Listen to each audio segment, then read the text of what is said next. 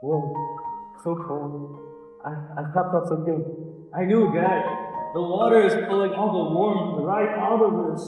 That's what cold does. It seals your heat little by little. That's the view. No! Wait, what Jack and Rose faced in the icy water wasn't just a tragic moment, it was something called hypothermia. In this video, we will explore the chemistry of heat loss, how our body produces heat, and how can the cold strip it away. Boom! Hypothermia occurs when the body loses heat faster than it can produce it, causing the core temperature to fall below 35 degrees Celsius. At this point, the body chemical reaction which normally sustain life begin to slow down. Muscle weaken, nervous signals slow, and enzyme function, the work of specialized protein that drives the metabolism declines. If not reversed, this slowdown can spiral down into organ failure. To better understand how this happens, let's go through real-world scenario that demonstrate the chemistry and physics behind the hypothermia. First, exposed to strong cold winds known as the chill effect. And second, staying in wet or sweat-soaked coating in cold weather, the danger of evaporative heat loss.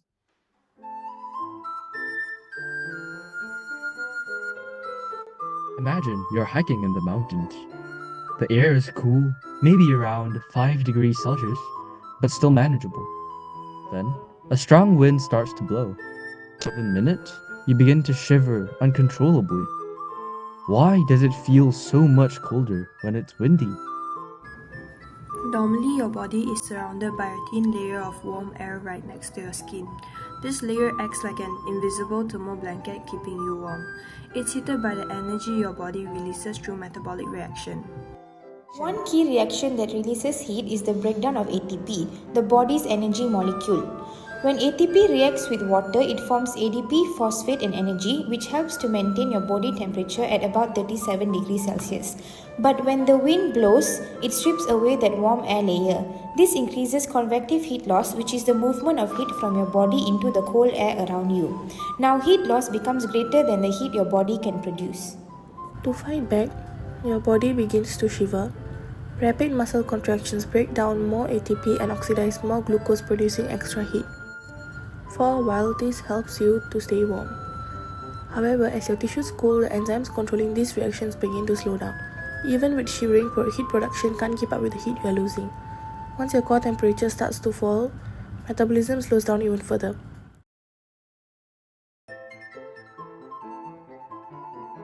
Now imagine your clothes are soaked. Maybe it's raining or you're sweating. Or maybe even this. At first, it might just feel damp and uncomfortable. But soon, that discomfort turns into a deep, chilling cold. The reason lies in latent heat of vaporization, which is the energy needed to turn liquid to gas. The process is endothermic, which means it absorbs energy from the surroundings. When the water on your clothes or your skin evaporates, it directly strips away the heat from your body, causing the core body temperature to decrease. In hot weather, it's fine, but in cold weather, it can be deadly, as your body cannot afford to lose that much heat. Your body tries to supply this through two exothermic reactions, aerobic respiration and ATP hydrolysis. But the heat loss can far exceed what these reactions can produce. This can lead to the same vicious cycle, where its decrease in temperature can lead to a slower metabolism and even colder, and eventually death. Hypothermia isn't just about losing heat. When the body temperature drops, it also changes your body chemistry. As your body gets colder, reaction in the blood slows down. The balance between key molecules will begin to shift, including the oxygen binding equilibrium in hemoglobin. Inside the red blood cells, oxygen binds reversibly to hemoglobin. The forward reaction, which is endothermic, absorbs heat as oxyhemoglobin forms. When temperature drops, the equilibrium shifts to produce heat. Since the forward reaction absorbs heat, we move left. causing hemoglobin holds oxygen more tightly. With less oxygen reaching tissues, aerobic respiration slows down. Less heat is produced, and the body cools even more, creating a vicious cycle that worsens hypothermia. At the same time, carbon dioxide production also reduces due to slower metabolism. This affects the blood buffer system, which maintains the pH balance in blood. There's an equilibrium between carbon dioxide and water, carbonic acid, and hydrogen ions and bicarbonate ions. With less carbon dioxide, the equilibrium shifts left, thereby decreasing hydrogen ions and increasing pH, making the blood more alkaline. The rise in pH changes enzyme and cell functions, slowing them down. Combined with less oxygen and carbon dioxide production, this leads to suppressed metabolism, weaker heart contractions, and deepening hypothermic state, which can lead to death.